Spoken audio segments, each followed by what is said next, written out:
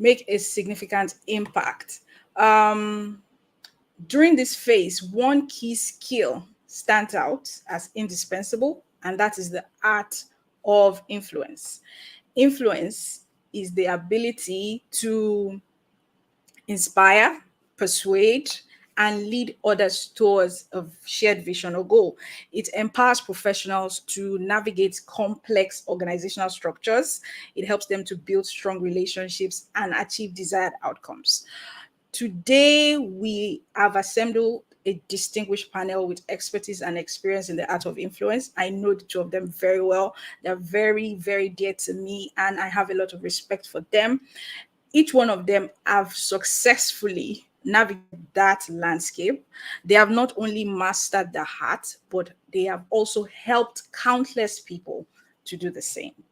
So today we're going to learn from them. They're going to share strategies, they're going to share insights and practical tips that would equip you with the tools necessary to excel as mid-level professionals.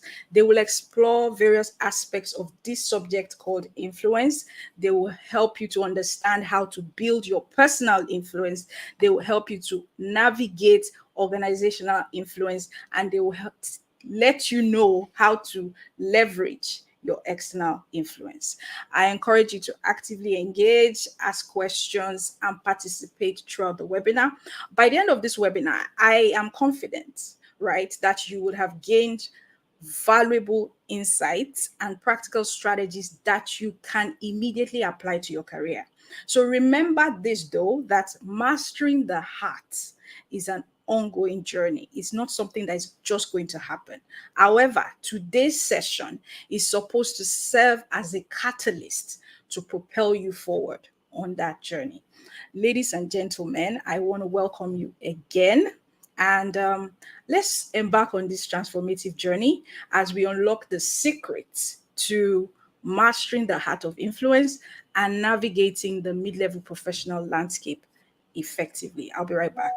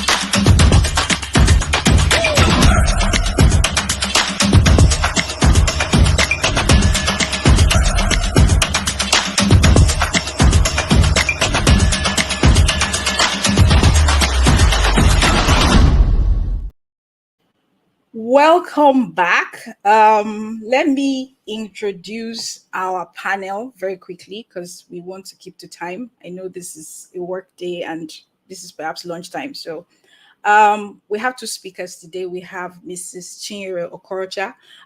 She's my senior colleague. You know, us lawyers, this respect is a serious matter for us. She's my senior at the bar. And I have my big brother here. We call him Big Brother America. We call him, it's fondly called JT. I'm going to introduce of them briefly so that you can have an idea of what you're going to be getting today. I want you to pay extra attention. I want you to, immerse yourself because I have been on this journey. I have experienced that landscape, and I don't think the conversations are had enough. People don't talk about the issues enough. People don't talk about people struggling at that level of their career enough. And I just thought that this was the right time to do that, especially with the way the world of work is going. So I'm going to start with Mrs. Okorocha. Like I said, she's a distinguished partner at the prestigious law firm of Jackson, Etty, and Edu in Lagos, Nigeria. She has over 30 years of practical experience and She's an acclaimed authority in intellectual property law. She's the current chairperson of the MBA Women Forum and a past vice chairperson and council member of MBA section on business law. Mrs. Okorocha's leadership prowess is undeniable. She has a passion for knowledge dissemination. That's one of the reasons I carefully selected her. She has organized and facilitated numerous seminars and workshops, both locally and internationally. And she's a sought after speaker, everywhere in the world. She has graced workshops, seminars, and conferences, captivating audiences with her insightful talk.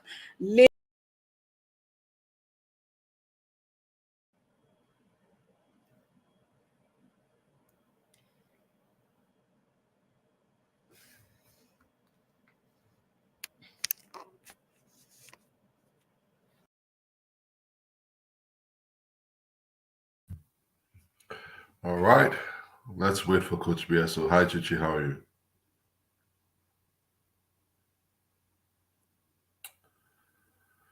We're ready. I'm just waiting for Coach BSO to come right back on and we'll be good to go.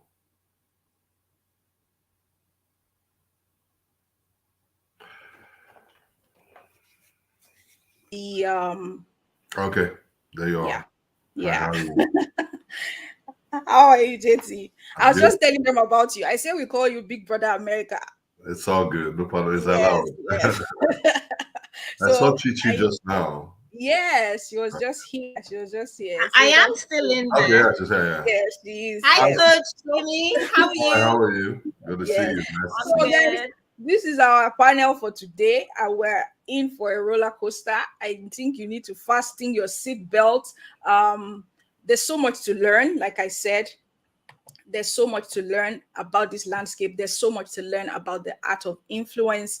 And we're, without waiting too much of our time, we're going straight into it, and we're going to go straight to the issues, the questions that really need to be answered so that, you can just nail it quickly and fast. So I'll start with Mrs. Okorocha. Yes. Yeah. Hi. Yes. So I think my first question would be that how can mid-level professionals, and this is you talking about building personal influence, because I already explained what influence is. Influence is being able to persuade people, get people to move from one point to the next. But for mid-level professionals, I don't know. I mean, if you ask me, I'll say it's a bit different because, there are two parts of the landscape that you're trying to influence. So how can mid-level professionals effectively build and maintain their personal influence in today's competitive world of work? Okay. Thank you so much, BSO. Thank you. Yes, and ma'am. thank you for having me today. I'm delighted to be here. I truly believe that in building personal influence, you must start from building a personal brand. And everybody really does have a personal brand, whether you want one or not. The question is, what is your personal brand? What is the perception that people have of you, whether you're there when they see you or whether you're not in the room? I always love to quote Jeff Bezos, who says your brand is what people say about you when you're not in the room. And so for me, I happen to be an intellectual property practitioner or lawyer. So I'm very much into branding in terms of, the identity of a corporation, the services that you provide. So the brands are really the marketing of the items that you put out there based on the brand name. But when you talk about personal branding for professionals, what we're basically saying is that just as we package, let us say, the services of a big conglomerate, should I call names, GT Bank, Apple, HP, and so on and so forth. We take you as a human being, all the knowledge you have gained, all your life experiences, your appearance, the way you talk, the way you look, and we create it in such a way that it is a brand, and we promote you as a brand. And this has become increasingly important, because there's so much noise as a professional. And it's very difficult to stand out from the crowd. And therefore, it's very important that when you're trying to show that you can be influential and indeed ultimately lead to your career growth, because I believe we're talking about accelerating your career growth, you have to stand out from the crowd. And I believe that your personal brand is what will get you there. So I'm hoping that the first question, I'm on track, and that I can go into really what you need to do in order to build a phenomenal personal brand as a professional. Yeah. Yes, you can go into the strategy. Oh, that was going to be my next question, actually. Okay. Yes. Okay. So I can go ahead. Okay, because I was a bit distracted in the beginning, and I must say I wasn't quite sure I was on track. So what do we mean by this personal brand? So let us consider for a moment 2 cups of tea. One is completely white, and the other one has a brand on it. And okay, for want of, let me use Lipton, which is well known in the Nigerian market. So we've got a cup of Lipton tea and we've got a cup of tea that has no name whatsoever. The cup of Lipton tea in the market goes for $5. Let's talk FX here. And the one without a brand goes for about $1.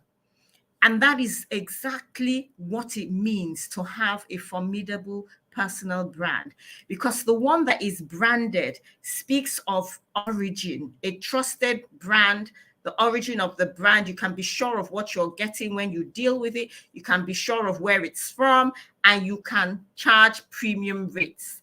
But an unbranded cup of tea, goes for next to nothing. And that's where we want to get you to as an expert, as a professional that will help you become influential.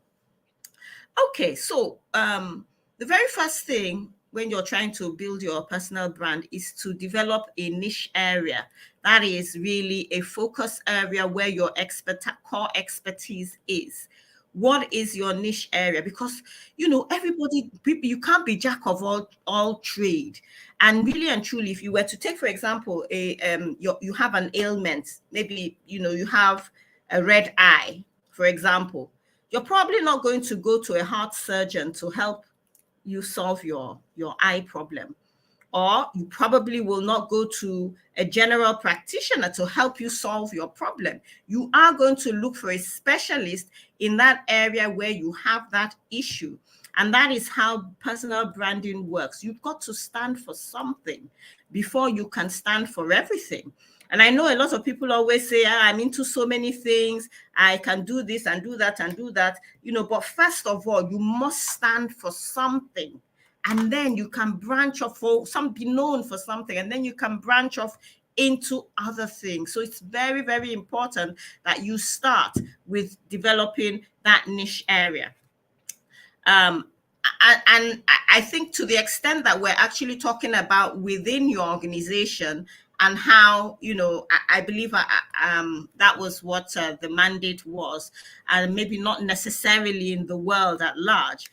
So I will bear that in mind as I go along. So once you've developed the niche area, you're clear on what it is you want to be known for, then you start putting out information that helps you to get that message across. Of course, your personal brand has to be authentic to who you are. So some of the questions that you're going to ask yourself, and a lot of introspection, is who are you? What are your values? Why should people want to interact with you? What is your unique selling point? what are the things that you don't want to be associated with? Who are you trying to reach? Who is your target audience? Is your target audience your bosses in the office? Or is your target audience the clients who can bring business into your office? Or is your target audience some other demographic? You need to be clear on who it is you're trying to develop this personal brand for. Then you go into, when you have the clarity, which we can't achieve in this webinar. When you've developed the clarity as to what direction you want to do, you must remain true to yourself. Some of the problems I've seen in the world today are because people are trying to be counterfeits of other people. We've got such a terrible copycat syndrome in the part of the world that I live in. Once one person starts something, you see everybody has joined the bandwagon, whether or not it aligns with your core values or not. And so when you're building your personal brand, you must be authentic. You must be true to yourself, because I bet you people can actually spot a fake a mile away. Now, some of the activities, because of the explosion of the internet, it will be crazy not to leverage on it in order to get your message out there. And I always say that, whether you want a brand or not, a personal brand, you've got one. People, will brand you. And so you have to take matters into your own hands and curate or, help the perception out there about who you are, so that you're branded correctly in that regard. So let's go for it. What are the things that can help you when building this personal brand? We've talked about niching down. We've talked about you have to be authentic. I'm coming to the things that you can actually do. So you could write a book, for example, and that is the number one way in which you can become branded for a particular niche area. Write a book on your specialty area. Seek out speaking engagements in that particular area also, where you can share your knowledge. I dare say I started out as an intellectual property lawyer, and I became well known for it across the globe. And if they're looking for IP lawyers in Nigeria, I dare say, with every sense of humility, my name will come up. And at some point, I decided that I wanted to share the knowledge of my, then it was 20-something odd years of being a female professional, a lawyer, now 32 years. And I began to create, after the necessary training, as a coach, I started putting out information about my career mentorship course. And I believe that apart from the brand I had built around being an IP practitioner, one of the reasons BSO invited me to speak today is because of the career angle of my personal brand. So you can actually attract the things that you want, that are important to you, and the things that you're an expert in. Let's talk about your website of your organization. What does it say about you? Does it have the proper information about who you are and what your technical abilities are? I believe we're speaking to professionals who may not even have gone to their office website to check what is said about them. But I dare say you do have a personal responsibility to try and know what is being said about you, even in your firm's website, and make sure that the keywords that you want to be associated with your brand, that they are indeed there. The other thing I'll say about building your personal brand is also, I think the number one, the most important one, or the one that shows you've arrived, is when you're asked to be a keynote speaker in an event. And in all my 32 years, it was just a couple of years, maybe 3 or 4 years ago, that I got my first keynote speaker invitation. So that those are the things that will help you to know that am I on the right course? And then, of course, we come down to the use of the digital media platforms. And I know that a lot of people shy away from the digital media space, but it's an asset. If you use it sensibly, you can use it to position yourself as an expert in your field, and it will ultimately lead you to bringing in more opportunities, both for yourself as a career professional, as well as for your organization. And so I always say that if you don't have a LinkedIn profile as a professional in this 21st century world, then you're a non-starter. At the very least, you must have a LinkedIn profile where you're able to tell your story. You're able to put out information about your expertise, you know, the wonderful things you've done. I mean, in the legal profession, they say we shouldn't advertise, you know, or you know, there's some restrictions around that, but you can tell your story. You can say, you know, the important things you're doing. You know, you can say the places you're going, how you are influencing change in your industry for good. And that's what a lot of lawyers who have recognized the importance of visibility whilst building their personal brands, as well as looking for new clients for the organizations, you know, you do it in a very, I guess, strategic way. So LinkedIn will be number one, but not just LinkedIn for the sake of it, a LinkedIn profile that is alive and has the relevant information there. And then Instagram. I love Instagram. Instagram and LinkedIn would be my poison, in quotes, or my sugar. I love Instagram. I love LinkedIn, you know, because your personal story can't be too rigid, or your personal brand can't be too rigid, because there's a human element to who you are. So even though you want to put forward that facade of a really, does facade mean negative? I mean, the picture of, you know, a professional, well put together and all that, there is a human side to who you are. And that is why, for example, Barack Obama was the president of the United States, and we see him in all his glory as the commander-in-chief of the US Armed Forces and, you know, the country as a whole. But we also see the human side of who he is. We see the side of him as a loving husband, and then a father to his two beautiful daughters. We see him playing golf. We see him walking his dog, because people are better attracted to people who they can identify with.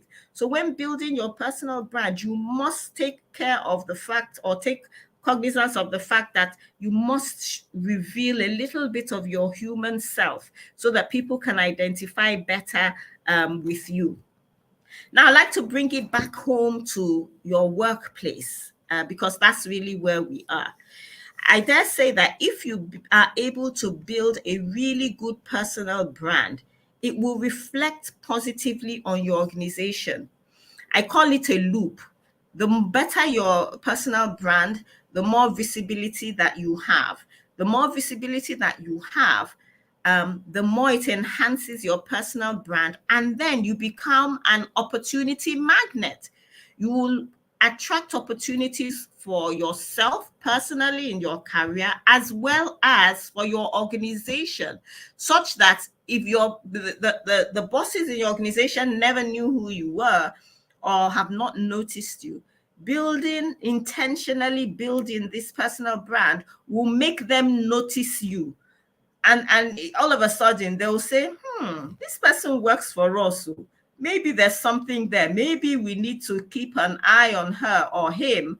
Maybe we need to elevate him such that this positive brand that he has built, we can take advantage of it, because people like to be associated with success stories. And so I can tell you for free, if you're able to build your personal brand, your organization will indeed be able to take of it. So I know that we're pressed for time. You didn't really tell me how much I had for that first question, but I'm thinking that, I mean, I've given some, you're muted. Yes, I'm back. So no, I'm coming back to you, because, you know, if you continue, we will just be here learning. So I'll stop for now, hoping that I've set the foundation. I think JT needs to take it a little bit from where you stopped, and then we will come back to you quickly. Awesome. So let me just bring JT up. And the reason I'm bringing JT up, JT has a story. He has a mid-level professional story, but we're not going. I don't know if he's going to share that story today. But the first question I'm going to ask, I'm going to take it from where Mrs. Okorocha stopped. Something she said about building, your brand digitally. You must, as in, if you do not have a LinkedIn profile as a professional, she said it's a non-starter, as in you have not even started at all in 2023. So now I'm going to ask, and the first question I'm asking JT is, how can mid-level professionals expand their influence? Because once you put yourself out there, you are now not limiting yourself to the organization you work for. You are opening yourself up to the outside world. So how can they expand their influence beyond their immediate organization and establish themselves as industry thought leaders? I know Mrs. Okorocha touched on it, but I want you to, take a deep dive into that, because I know you have done that, and I think people need to hear it from you, too, so that it won't be just that, okay, is it because she's a lawyer? Is it because she's like 32 years at the bar or stuff like that? You are more like, okay, this is somebody that's maybe is perhaps younger, and let's people, what can they do? How can they expand their influence beyond their immediate organization and establish themselves as industry thought leaders? All right. Thank you very much, Coach BSO. And first and foremost, I want to say very big well done to Sister Chichi for, very expansive, very deep, detailed, dive into this concept of influence. It's very interesting that I'm not sure we ever met physically, but we follow each other on Instagram. And that just gives you an idea of what we're trying to talk about. I think that, a lot of people don't recognize or realize that when it comes to life, that one of the things that you must make out of life is to make life a successful life. Now, that has its different, ramifications. It has its different definitions. It's not always about money. It can be about money for some people, but either way, one of the dimensions that you use to measure a person's life will be the impact that they've made. A lot of people seek influence to influence other people. Influence is basically being in a position where you are able to get people to easily adopt your thoughts, your words, and your actions. Do you get my point? That is influence. That's when you have influence. So if Coach BSO says, JT, I need you to do something, and I respond to it real quick, she has influence over me. But influence is an output. The input for influence is the impact that you make. When people make positive impact on others, then after a while, people allow them to influence them. Do you get my point? So I find a lot of people, and we have to just dimension it well, pursuing influence, pursuing the output without the process. The process is there's input, there's a process which we're going to talk about in terms of the how, and ultimately you now get the influence. So today, somebody asked me a question some days ago and said, how do you go to different countries of the world and you're able to get people to rally around you, rally around your conferences? And I say the people that rally around my conferences are people that have been impacted by me.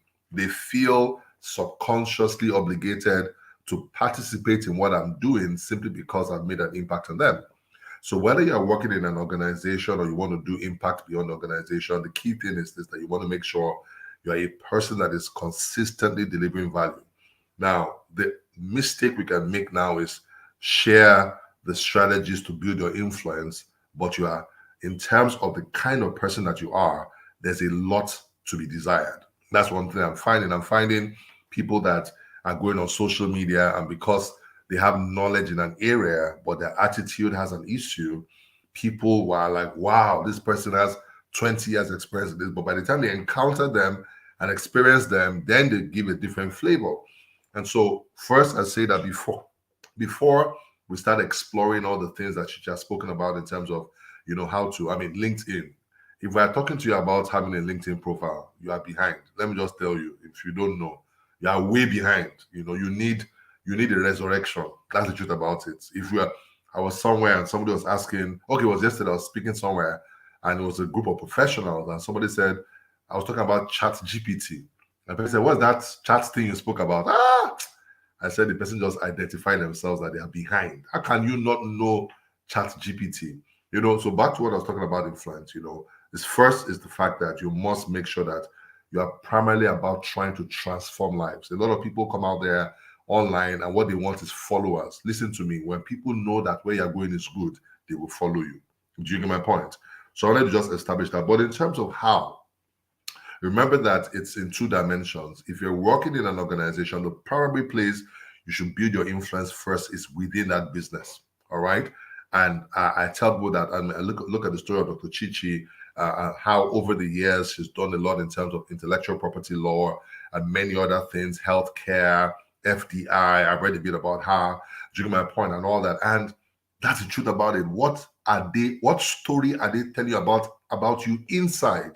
Because when you go outside, it better be the same. One of the problems we have is a lot of people are complaining that a lot of people are not who they are outside like they are inside. All right. So the first place for influence is within your organization. And I say that, you know, I remember a part of my story. I used to work as the head of recruitment for United Bank for Africa. And this was a time when I was thinking about transitioning from the banking sector. This was 2008-ish. And I remember then that I wanted to make impact beyond my organization. I was known to deliver value. In fact, I got a promotion to become a senior manager within 1 year. That's a very rare occurrence, you know, and all that. So there was that dimension internally. But I was thinking about how can I extend my brand outside? And these days, this 2008, Facebook was still a new concept. People are just talking about it. Even I wasn't even there. So, but what did I do at that point in time? The question is, what do I have and who needs what I have? And all that. And that should be the heart you should have when it comes to being an influencer. All right. It's not about you, it's about the people. Anyway, so I remember then that I said to myself, who wants to listen to the head of recruitment for UBA? Oh, wow, youth corpers. So I remember then that I'd written a book, my second book at that time.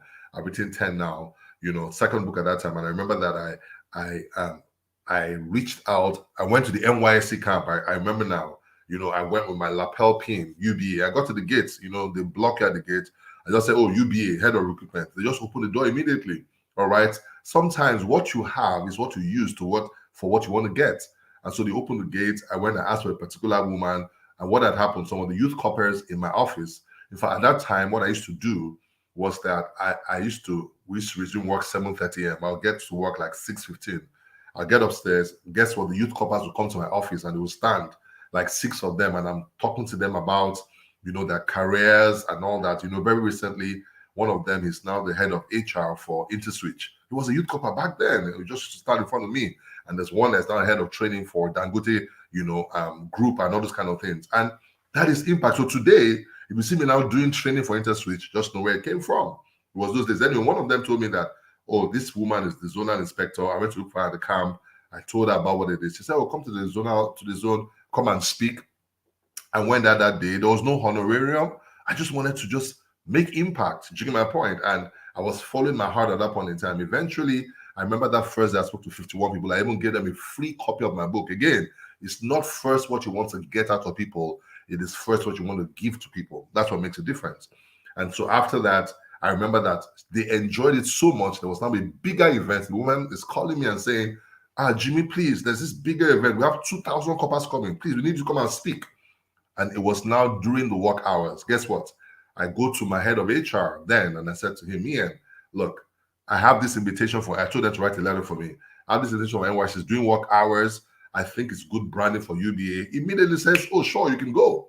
I went. I gave out almost 1,000 copies of my book in that same event. I've been to some concerts. People will tell me, I read one small book. I'm telling you, that's the thing. You want to be an influencer, it is first giving before receiving. Trust me. All right. And that's really the part, because you can do a lot of the tactics and all that. But if you don't have the knowledge, the skill, and the right attitude, you're going to have a bit of issues. Today, we have technology.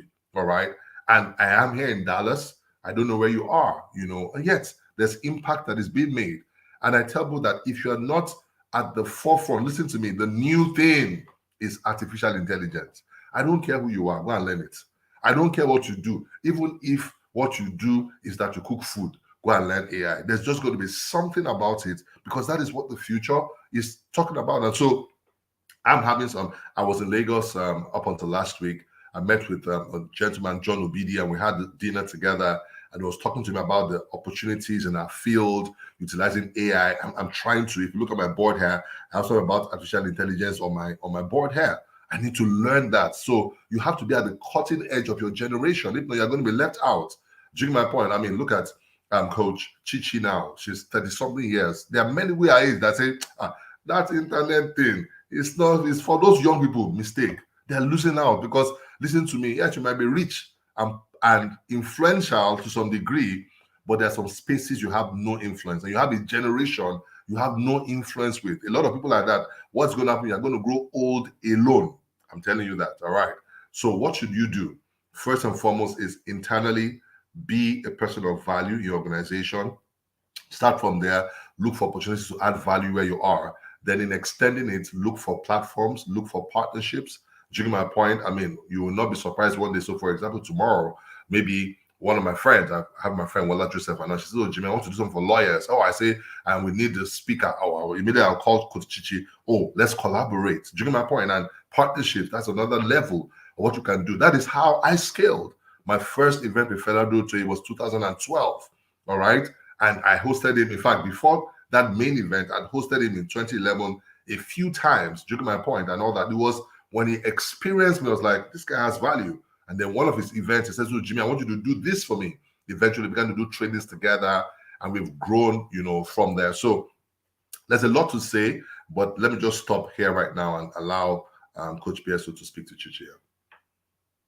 Thank you, JT. I mean, I was waiting for that your youth copper story, and I like that you raised it. But like you rightly said, people need to understand that influence is not about the number of people following you. It's about the impact you make. And I like the way you described it. You say influence is the output.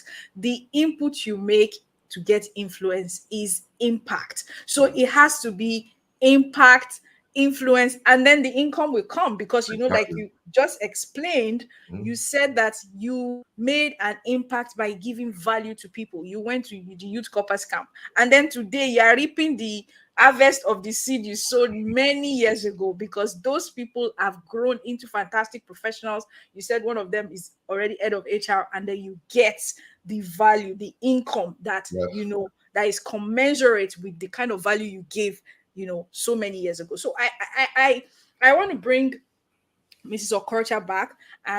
Let me just say, let's JT rest, because I know there's so much more coming from where that came from. So, ma'am, so the question, and I'm sure a lot of people want to, get answers to that question. So now you have explained, and JT has also explained, build your personal brand. JT says be a person of value within the organization, right? Be a person of value. Make sure that you are valuable. It's not just about wanting to be influential. You have to be a person of value. And then when you build your personal brand, they would say, "Oh, we don't want to lose this person because this person is becoming more valuable than we even thought the person was." So it would propel them to want to keep you, to want to maybe promote you, give you more challenging and interesting projects to work on. So this question I want to ask is, how do you now navigate those power dynamics? So now you have built your personal brand, you have that LinkedIn profile, you are a person of value.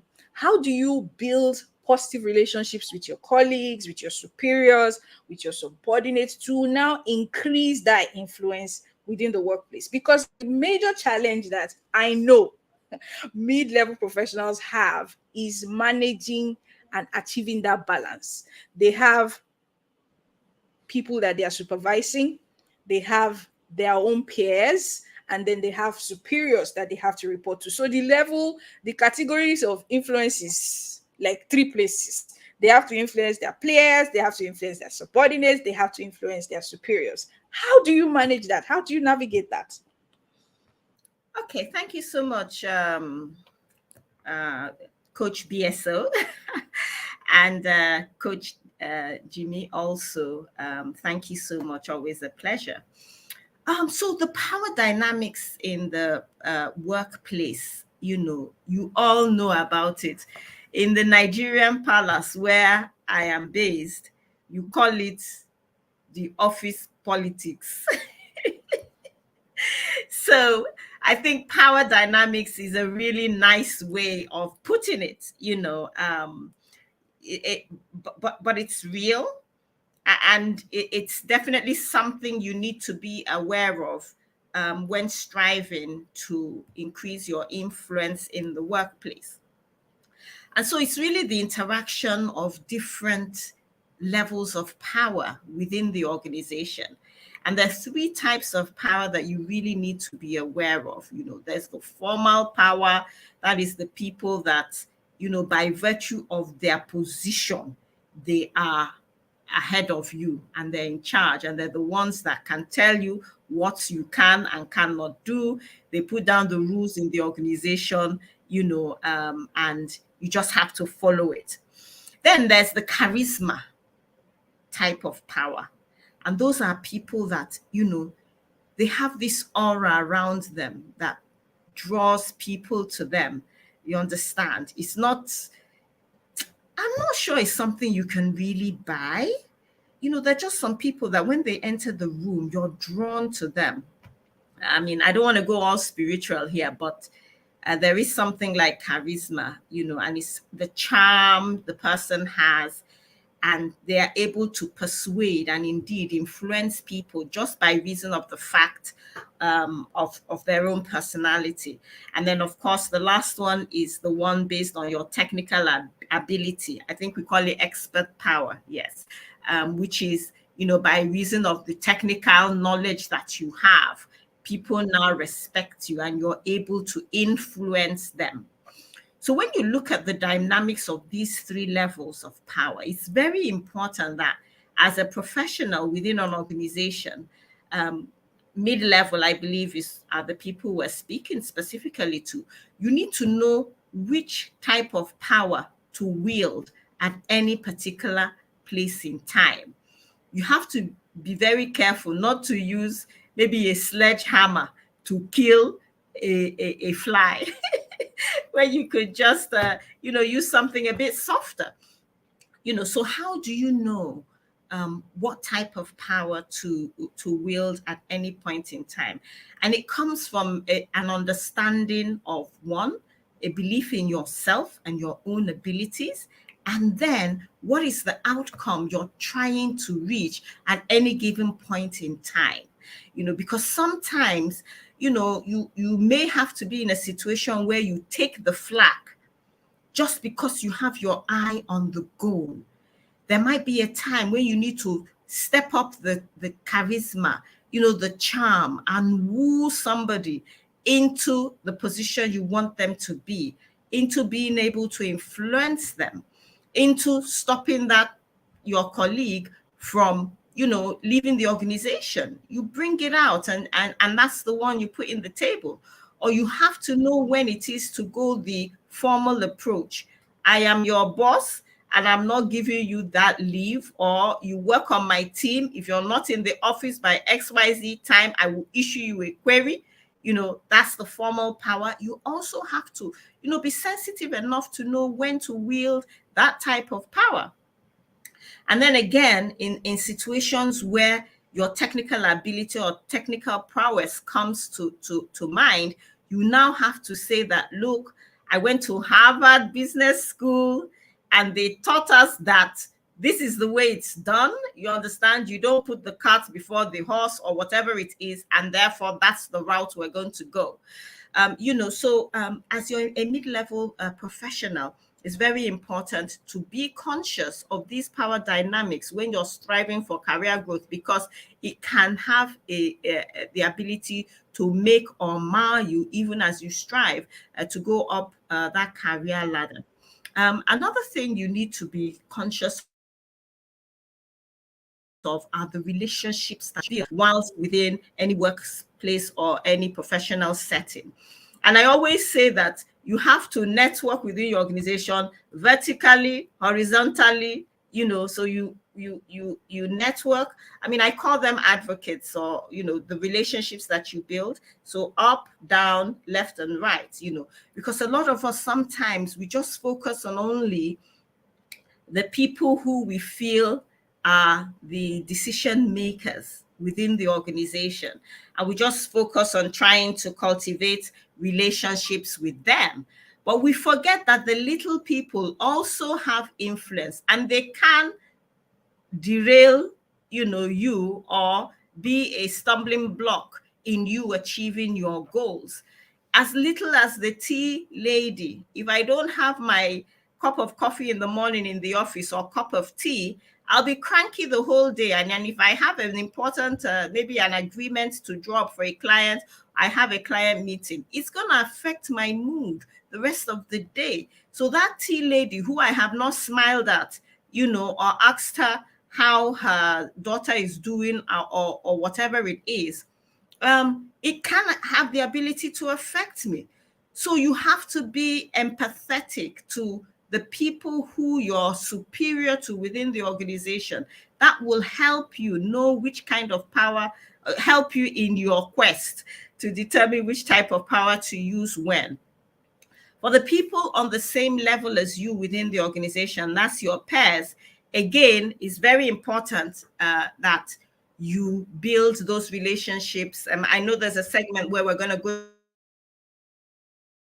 into detail, but suffice it to say, your peers have to have your back. Your peers do have to have your back, and you have to make sure that your working relationship with them is based on mutual respect for one another, recognizing that you are both, perhaps at the same level, and what the other person knows. But there's a benefit you can gain from your peers covering your back when it needs to be covered. If you need to go somewhere or do something, you have a personal challenge within the workplace and you need someone to cover for you, it's someone maybe at that your peer level that can step in and help you with it.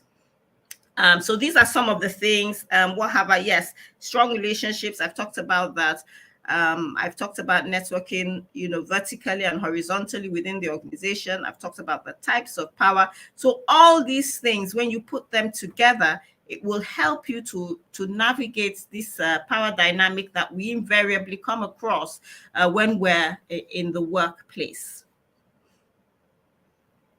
Thank you so much. I think we should take a break here. So when we come back, we will go into that second segment you mentioned.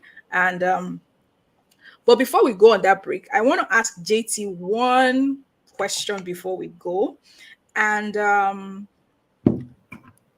it's also talking about the workplace and how to influence people within the workplace. And my question is very straight to the point, and I think Mrs.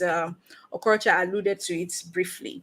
So how do you influence cross-functional teams? Because when I was still in paid employment, law is very versatile. You have different practice areas, but sometimes you get transactions that, maybe the transaction is in the aviation industry, but you have corporate commercial issues. And in most top tier law firms, you have what we call Chinese walls. So the different practice areas and the teams don't work on the same transactions. They don't know what they are working on. But because my transaction has a corporate commercial flavor, that means I would need help from the corporate commercial team.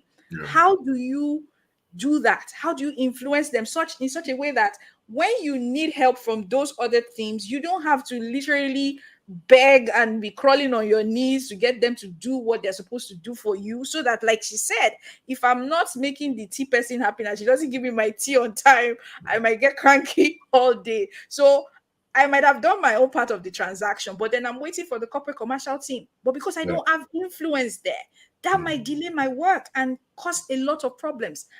What are the strategies you can employ to influence cross-functional teams and foster collaboration within the workplace? All right, thanks. I actually wrote a couple of things out earlier, so I'm just going to roll them out real quick. A few competencies around influence, all right? And I think that if you authentically and genuinely exhibit these competencies, that you will be able to build the kind of ability with people, influence with people that will make them want to do stuff with you. The first one is communication. I think in the workplace, people are not as sensitive as they ought to be. And you find out that the reason why somebody in one department doesn't want to help you is because of the way you talked to them last week or last month or last year. So how, for example, can you be assertive in your communication without being perceived as aggressive? A lot of people still need to learn that. So communication is one key. The second thing is empathy, all right? Empathy, like somebody defined, is sympathy expressed. And the way that you connect to people is in those moments when you're going through a tough time and somebody shows care and concern for you. They might not do much about it, but those moments are actually creating some sort of a bonding. So empathy is something else that people need to be able to do. The other thing is what we call emotional intelligence, and there's a whole body of knowledge around emotional intelligence. The fact about it is that it's essentially simply an understanding of your own emotions, the emotions of others, and using that understanding to get work done. A lot of people still don't know how to do that, and so they are struggling in their relationships with people. They don't know how to make deposits in the people's emotional bank account so that when they need to withdraw, they can easily withdraw. The fourth one is what we call persuasion techniques, all right?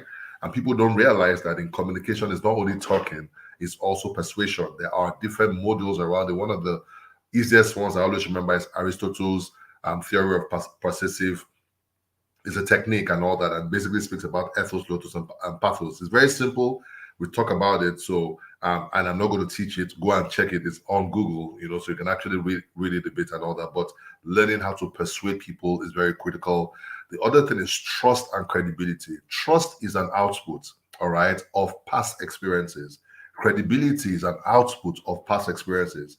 So every encounter you're having with people, what are you leaving them with? Because you're going to meet it in front. Do you get my point? Number 6 is flexibility and adaptability. When you were the one they needed stuff for, did you bend the rules? Not necessarily bend the rules. Did you bend yourself around the rules? You don't bend rules to make their goals achieved.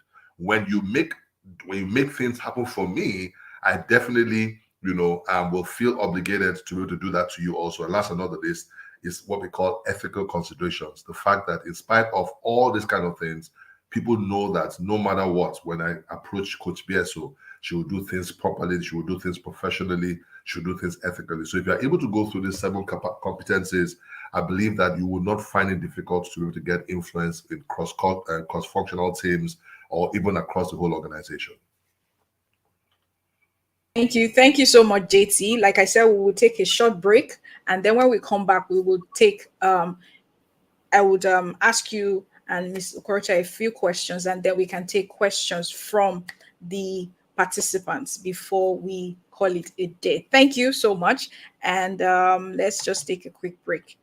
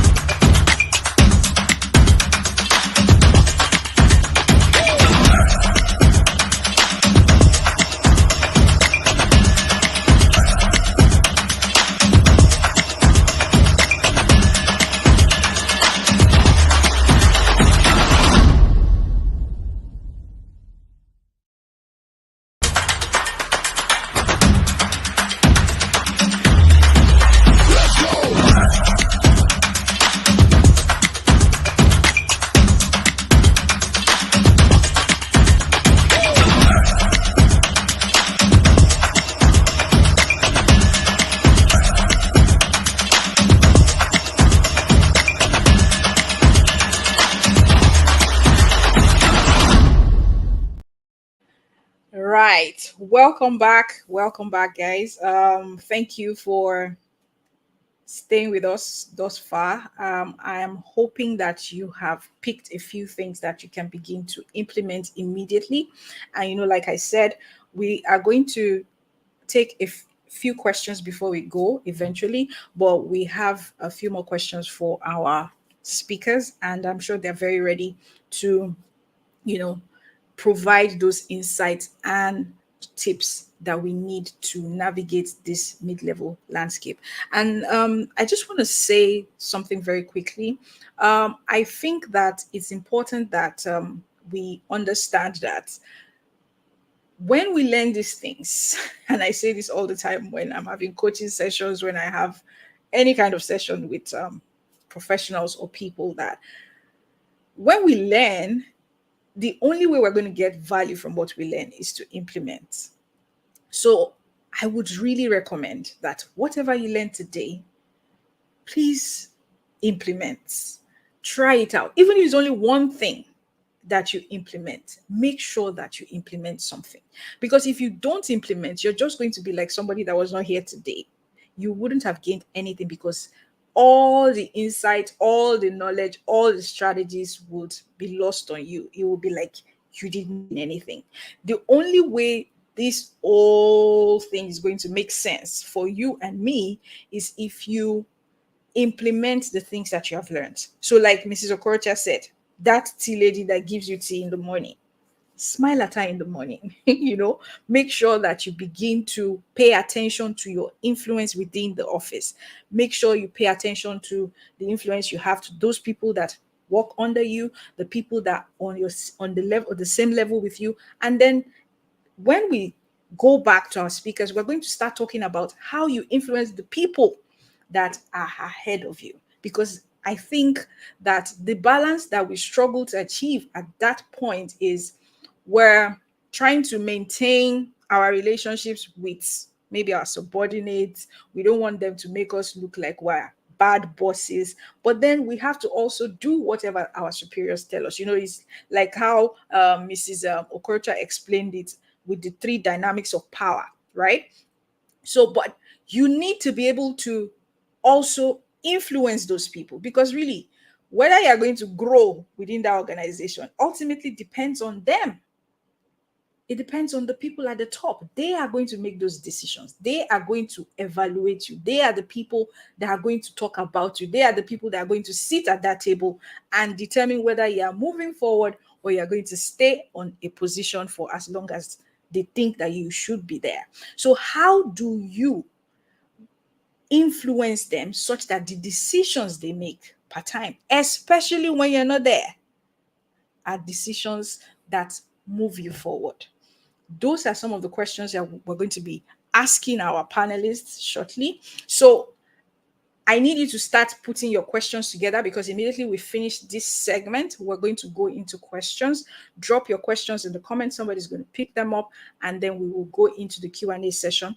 We do not want to keep you longer than is necessary. We want this to be straight to the point, so that you can pick the value and not let it all get lost in a lot of talk and stuff like that. So I'm going to start with Mrs. Okorocha, and my question, and the reason I'm asking, maybe because I'm a lawyer and I have worked in a law firm, I understand this thing, and these things, in fact, this issue that I'm about to speak to her about, she's about to speak about, affected me as a mid-level lawyer at some point.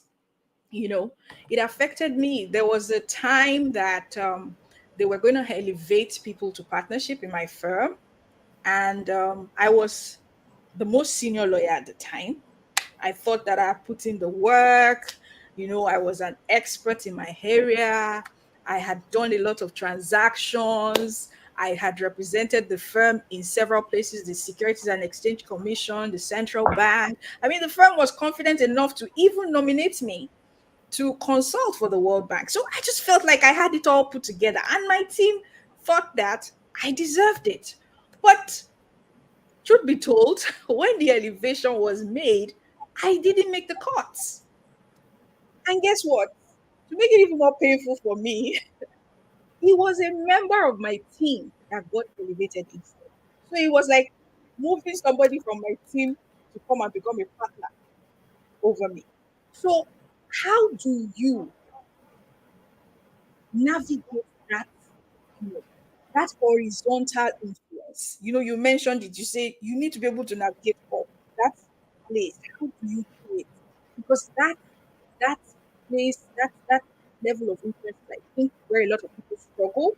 Because once we get comfortable with our expertise and we feel like we know the way to do the work, we are managing our team well, we're productive, we become almost complacent and think that that should be enough, right? But like I just explained, it wasn't enough to get me that seat with the board of partners. It wasn't. And with hindsight now, I can say that I didn't have influence at that level. I didn't, even though I'd spent so many years and I was very good at what I did. So how do you do that? That's a very, very interesting question or issue you've raised. And I've seen a lot of professionals fall into that trap of, staying in their little corner and thinking that their work will speak for them. But the truth of the matter is that in today's business environment, merely being good at your work is not enough to get you up that career ladder or get you the promotion that you want. A little bit more is required of you. And I'm going to quickly tell a story. I did a training with Harvard Business School some years ago, and they told us about this guy called Jack, very similar to the situation you mentioned, BSO, where he was really good. He was technically sound. Anytime they had problems, he's the one they called. Do you understand? And his numbers were really good. He was bringing in good income, billing his clients properly, and all that. But when promotion came up for him to now, for when a position came up for a senior managerial position, Jack just assumed that he was going to get the position. But when the partners met, he was not their first choice. Oh, sorry, I forgot to say that Jack's attitude stank. He was so full of himself. He'll come into the office. He doesn't say hello to anybody. He was a little bit of an introvert. So he was great at his job, but he stuck to himself. He didn't mix. He didn't interact with anybody. And he sat at his desk and that was it. He didn't do anything else. And so when the promotion came up, he didn't get the job. And so when Jack went to his direct line manager to ask him why he didn't get promoted, the guy said two things. One, I couldn't convince them because they didn't know who you were. That was one aspect. They just didn't know who you were or what you were capable of. And secondly, it was an attitudinal, it was felt that your attitude didn't epitomize the culture of the organization, which was one of being friendly and all that. So the first place I'll start is, what is the culture of your organization? When you look at the senior management, how do they appear? How is the senior management team? How do they dress? How do they look? What's their character like as a group, not now individuals, although you could pick one person who kind of aligns with what you want to be and study them and emulate the things you can. But every organization has a culture and an ethos, and a so-called, let me call it a spirit, there's an aura that an organization has. Do you fit into it? So that would be the first thing. Two, are you visible? How visible are you? I know so many, and I'm rushing now because I know we're pressed for time. I know so many professionals who, before they even get to the meeting, they decided in their room that they're not going to talk when they get there. They're not going to answer any question and they're not going to contribute. And when they get to that meeting, true, they don't talk, they don't contribute, they slouch in their chairs because body language matters, so you need to check that. Also, in the virtual world, when you go to your meetings, are you those ones that will never put on your camera? You're going for a huge meeting of the entire organization and you choose to be invisible? They're begging you to, do you know, all through COVID, a couple of my girlfriends, we were talking about the COVID period. And one person said that, because if you know me, you know I love to put my makeup on. That's just me. And she said that, thank God she didn't have to replace her MAC liquid powder because there was no making up during COVID. I told her my own bottle has finished, so because I made up every single day during COVID. I came down to my beautiful home office that I've set up, and I will sit down, and if there's any meeting I'm going for, you can be sure that my camera will be on and I will be dressed as if I was in my office. So how are you creating the emotional triggers in relation to yourself, even to top management? Have you built that brand where you're dressed from head to toe the way you want to be addressed? A wise man once said you should dress for the role that you want and not the role that you have. How well put together are you? People may think it's not important, but those soft issues matter. How do you present? Have you developed the right communication skills? How do you communicate with those in the top levels of your organization? Do you speak well? Or have you identified that your speaking, public speaking is not up to par, and then you go for some training to help yourself and not waiting for your organization to train you? Another important one is, are you impacting the bottom line of your organization? Because I can tell you for free, if you were bringing money into that organization, they will, enough money, the kind of money that the top management cannot help but know the name of the person that brought in the money. So are you using your own networks, your uncles, your father's friends, your uncles, your aunties who are in positions of authority and who can buy the product your organization is selling, or bring in briefs, or a connection that can lead to a connection? Do you understand? These are the things that you should be doing that will now speak for you, apart from, because the basic line is being good at your job, but these other things are the things that will now tip the scales. So where there's a competition, there has to be a little extra you bring to the table. Another important one is, you must first of all have your boss's back. Your boss, your direct boss in that organization, needs to know that you have their interests at heart, not that they feel like you want their job.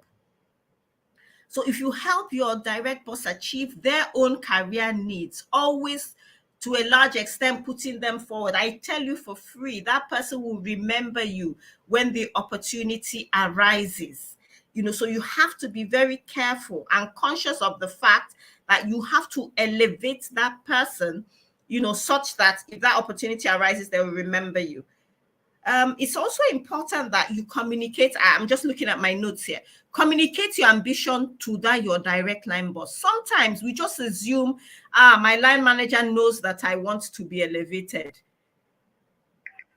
But no, they're not mind readers. A lot of people I've seen, especially women, just content to be getting a salary. They've kind of drummed it down our heads that ambition is a bad thing for women. But I tell you, it's not a bad thing. You should want to move from strength to strength and rise up the career ladder, and communicate the fact that you want to be promoted, and seek feedback is the next one. Ask your boss, what do I need to do to get that partnership seat? Where am I falling short? Even before the appraisal time has come, ask them. Ask them if you feel that you're meeting the mark. Then you keep your statistics. I call it a victory log. You keep the statistics of the fantastic things that you have done in the organization, the key places where you're creating value within the organization. Because I tell you, no organization wants to lose their star performers. So there must be something that you can bring up, because you forget, you're so busy doing the work every day. Then when you get to that appraisal and they tell you you won't be promoted, you bring out your victory log. Do you understand? And you now reel out to them, My uncle is the one that gave us the connection to the governor of the state that gave us that brief that brought in $100 million. Or a client wanted to pull out and I was able to take them to lunch, and they had a change of mind, or I attended their daughter's christening and was able, do you understand? Keep that log of your successes. Or there was a tricky problem that a client had, and you remember you sent me there, and it would have cost us, 10,000, whatever, 10 million naira to solve that problem. So keep it so that as they're telling you that you're not up to par, you have empirical evidence to show them that you meet the mark or have surpassed the mark. It's also important that you have the back of the little people around you, because as they see you in a position of leadership, so exhibit those leadership qualities, even at the stage where you find yourself, carrying and, pleading the case of those younger than you in the organization. Management usually notices people with those type of skills to say, these are the kind of people we want in these organizations. They're not thinking about themselves. They're thinking about those coming after them. One to watch. And that's how they go about it. And then do those jobs that no one else wants. Those jobs that you're muted, those jobs that nobody wants, such that you become indispensable.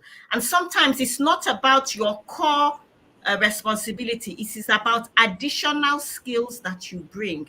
I can tell you I have a flair for organizing events and conferences. In my organization, there was a time that anything we're doing, I'm a lawyer, remember, I'm handling clients and doing legal stuff.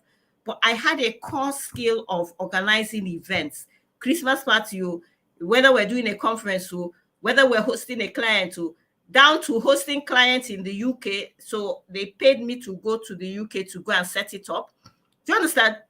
What other skills can you bring to bear within your organization that are not your core competencies, but that they matter within the organization and it can make you visible in that regard? Yes. So there's so many other things, but let's stop it there for now. So there are things you can do to ensure that when the opportunities arise, you become the natural choice. They don't have any option but to elevate you. Okay? Thank you so much. Thank you for that explanation. So I think JT needs to come in now. And I just have one question for JT, and then we'll take questions.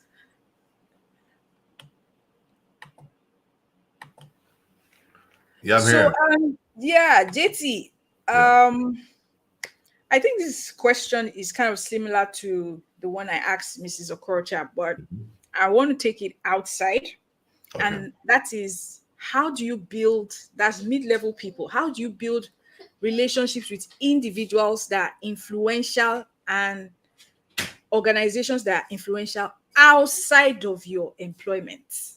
Okay. Because, like she said, one of the things they will look at is what kind of instructions are you bringing into the firm? What kind of business? How is your network affecting the bottom line? And if that is going to be one of the criteria, how do you build that? How do we make that happen? Well, if you're bringing money into any business, it clearly is a huge advantage, and all that. And it's clearly one of the easiest marks for value.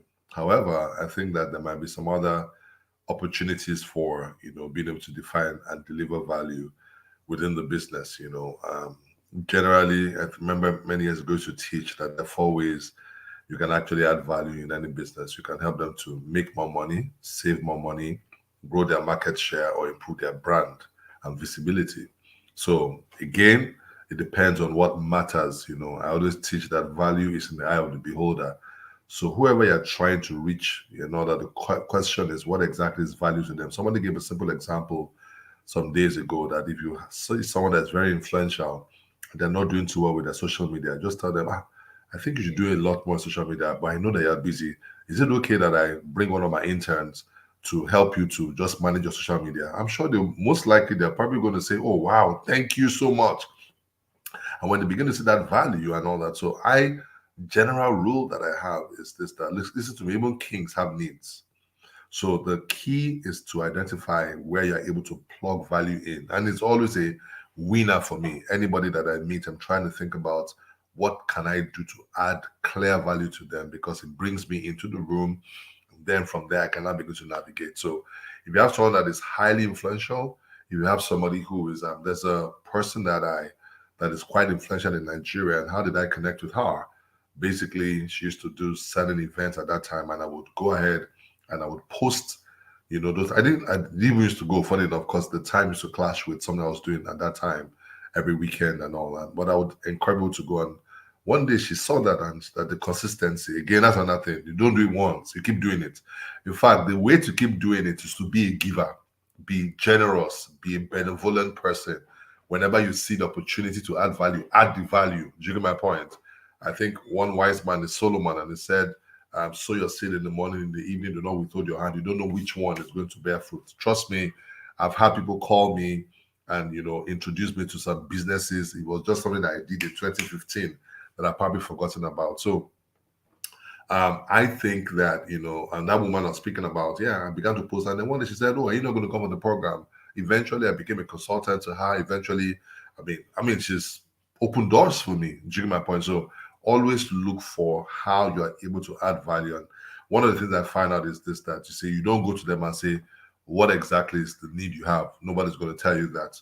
So again, it's about building relationships. And I think that that's what it is. A lot of people don't have those social skills to engage people. People tell me, even at senior levels, I find it difficult having a conversation with somebody. I don't know what to ask them. Go and read their books. Dale Carnegie, How to Win Friends and Influence People. Build those social skills.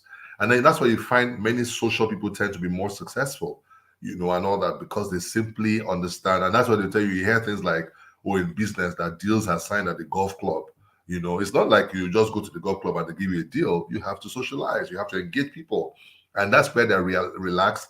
That's where their guards are down, and they can actually decide to make decisions, excuse me, that eventually will influence what happens in the offices and all that. So I usually tell mid-level people that, number one, build the capability to socialize and engage with people. Number two, look out for opportunities to be able to add value to them. Number three, add value to them consistently and then do it. And after a while, it's easy to be able to now say, you know what, I want to leverage that much later. You don't network, for example, to leverage. You network to add value. And then that value gives you a premise to leverage it a whole lot later. I think that will probably help at this point. Thank you, JT. You see that thing about the golf course you mentioned. I remember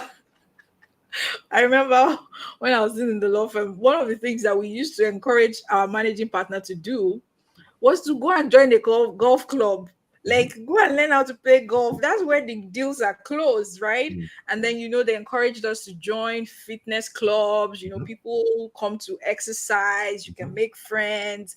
You don't have to make it very serious, because the kind of conversations people have in those places is the kind of conversation that, they could easily close $1 million deals while they're on the treadmill, while they're trying to, put that ball in the hole on the golf course. But, people feel like, oh, the deals have to be closed in the office. The deals are actually closed in those places before they come into the office. And that's why, the person on Monday, you just find the managing partner or a partner coming in. Okay, you need to call this. Exactly. Because the deal has been closed over the weekend.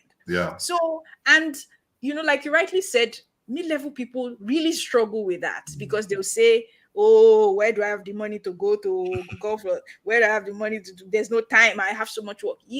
I think the objective should be to be very deliberate about it, because a lot of the time you are too busy with the work that you don't focus on those things. And then when you need to leverage on them, it's non-existent. You don't have them, And we have heard today, the work is not enough. Knowing that you can do the work is not enough anymore. I mean, it's taking for granted that you know how to do the work. Mhm, So there mhm. has to be other things that you can leverage. And Yeah. the only way you'll be able to leverage it is if it does exist. Mhm, And for mhm. it to exist, you have to be deliberate about About creating it. yes, Yeah. please. Yes. So let's see if we have questions. If we don't have questions, I think this is a convenient place to stop. I had a lecturer in UI that used to say that, whenever we finished the class, he would say, I think this is a convenient place to stop. So let's see if we have questions. I'm going to go through the comments and Sure. see if we have questions, and then I will just throw the questions to the panel and see how we take it forward. And if we don't have questions, we might just have to close. So let's give people some time. Do we have questions? I'm checking here too, just so that I don't miss anything.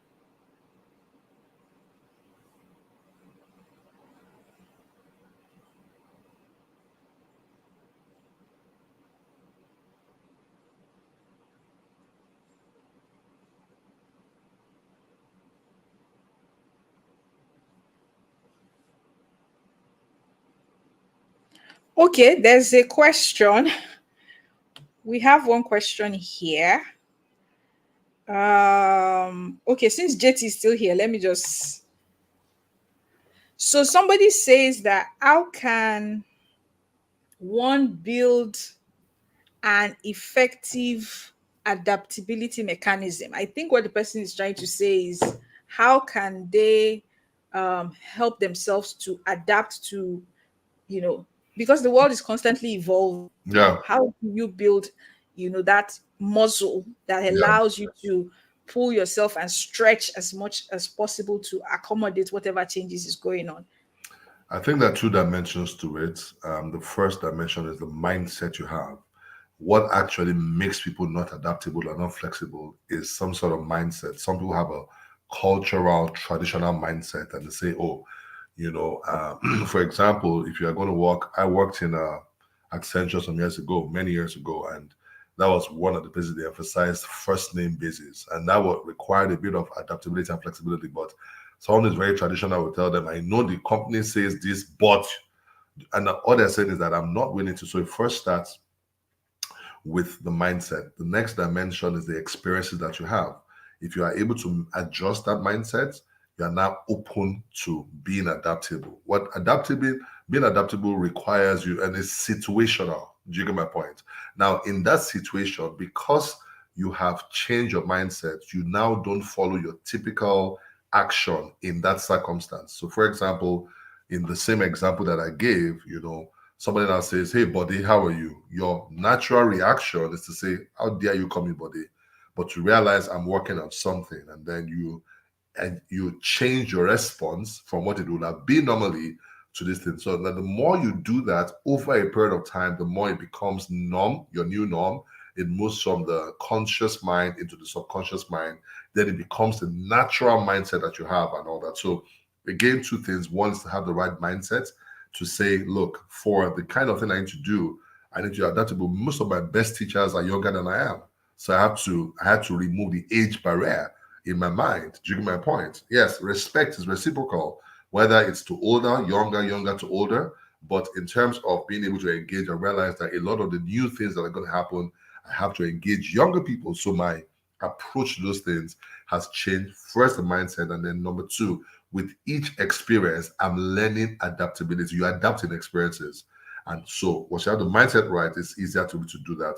And from there, you now emerge, you have a new thing to work with. All right. Fantastic. That thing you said about first name basis, Mhm. when I was in the firm, we didn't call ourselves first name basis. You had to put a Mr. or a Miss or a Mrs. or maybe you call the person by their initials. Yes. Then when I now migrated into industry, I moved to a company, and in that company, up to CEO, everybody was on first name basis. It was Mm, difficult for me I can to understand. adapt because I'm like, how can you be calling the CEO by his first name? Like you had to call him Tosin. Yep. You don't even, I mean, you can't even collect his bag. Like, you're walking into the office at the same time and he's carrying his laptop bag. You can't even say, oh, can I? It would, as in, it was totally unacceptable for you to do that. So it was a culture shock for me. And it took me a while to get, you know, to get used to calling people by their first names and expecting that, you know, they won't look at me funny. Like, why did Yeah. you call me? You know that what I mean? Yeah. So yes, it takes a long time, a while, and you have to consciously reorientate your mind that, okay, this Yes. is acceptable here. So Yes. you need to get used to it. If you don't get used to it, you probably are not going to fit in. So yeah, thank you, JT. We have one question, and I think that's the last question we're going to take. I think this question would be very fitting for Mrs. Okorocha.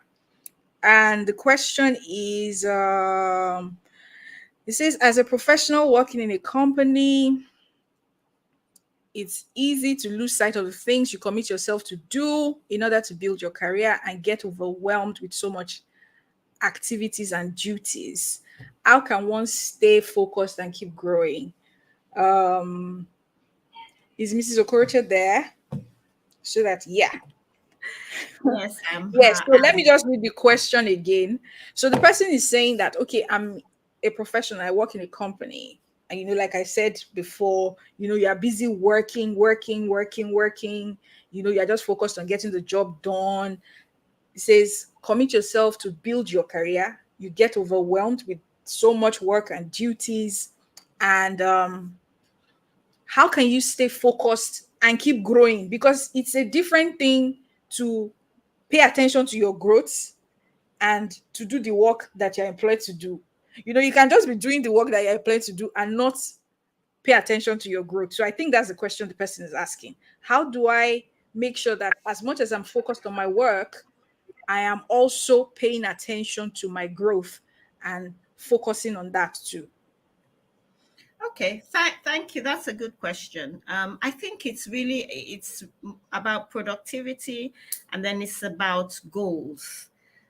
So I always advise people that you must have what I call career goals. And at the beginning of the year, when you're doing your New Year resolution, I hope it includes the things that you want to achieve in your career. You understand? Because a lot of us are just going in our careers, you know, every day comes, you go to work, you go home, and then that's the end.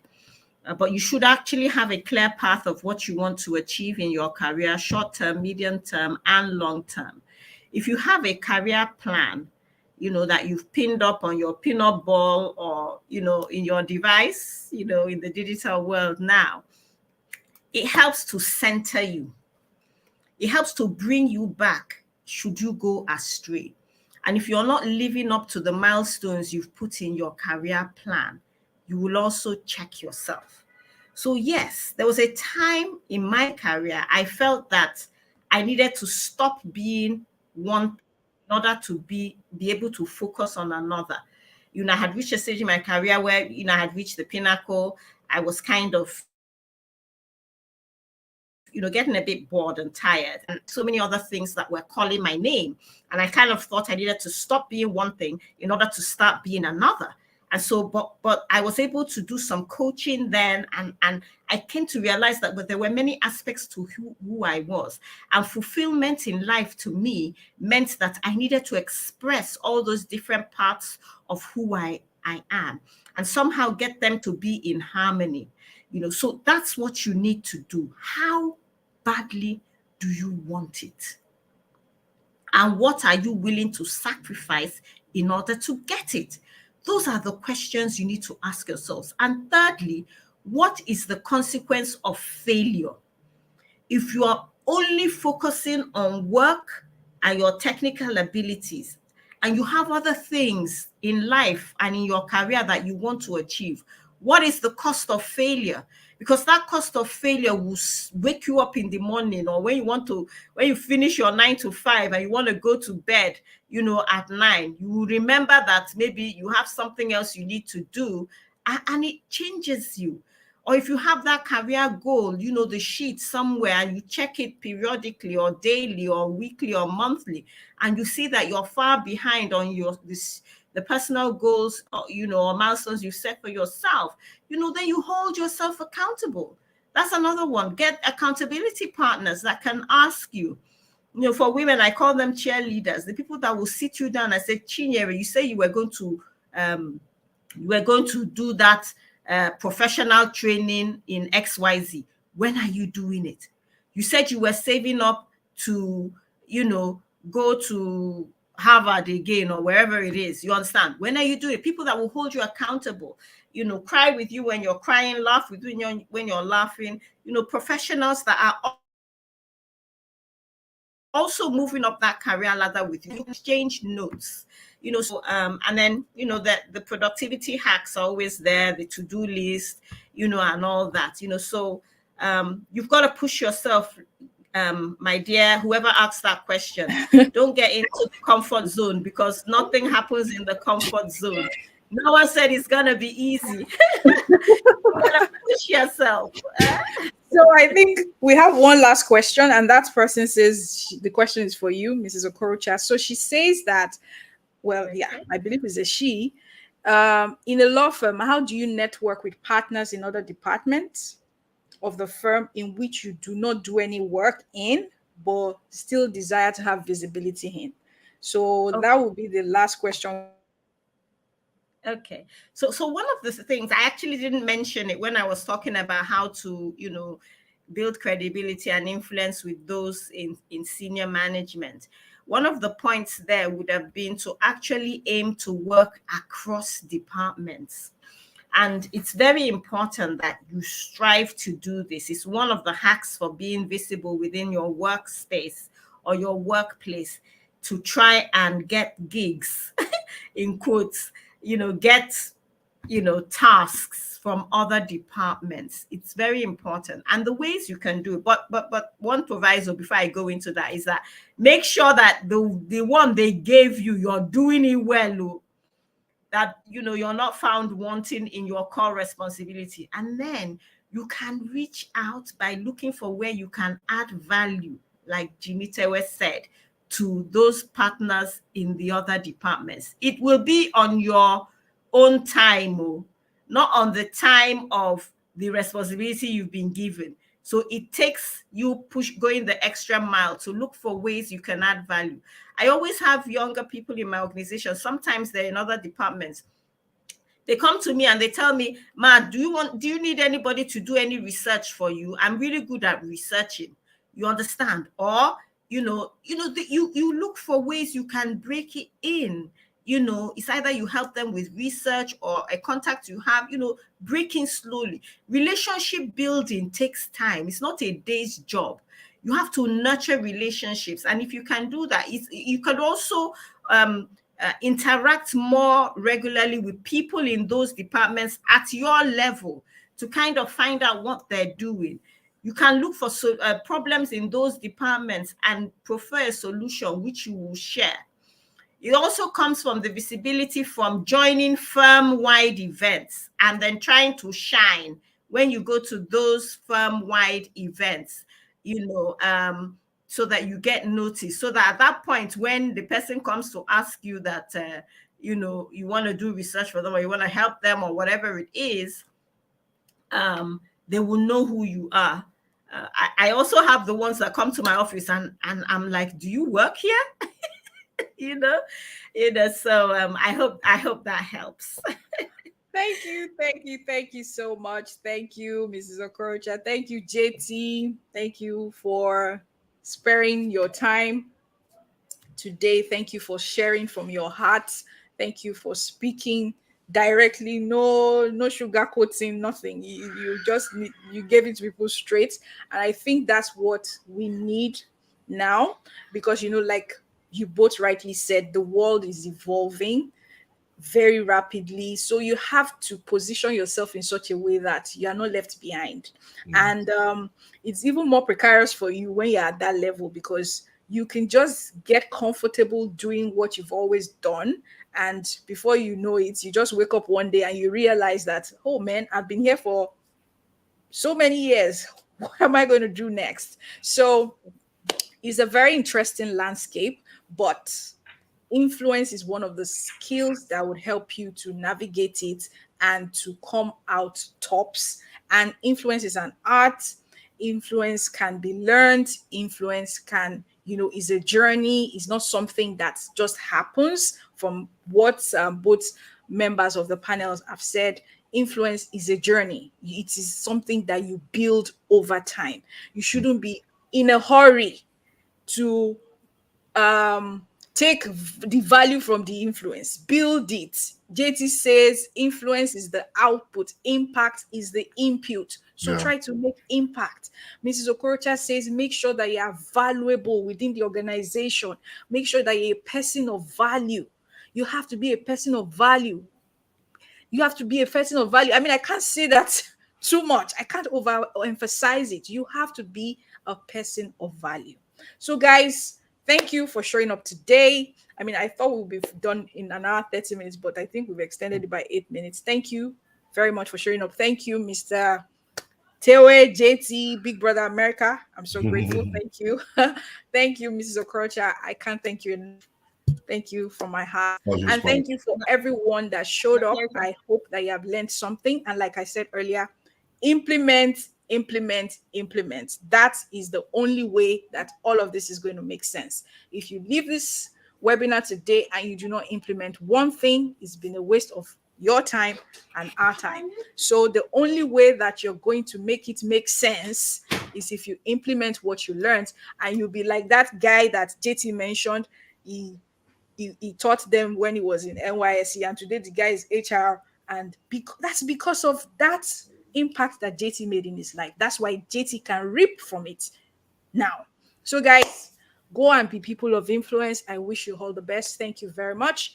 And till the next edition of this series, I will be on Instagram, LinkedIn, and all social media platforms. Like, they said, I am trying to be visible. I am trying to do what I'm asking you to do. So guys, thank you and have a beautiful rest of the day. Thanks for having us. Thank you well too. done.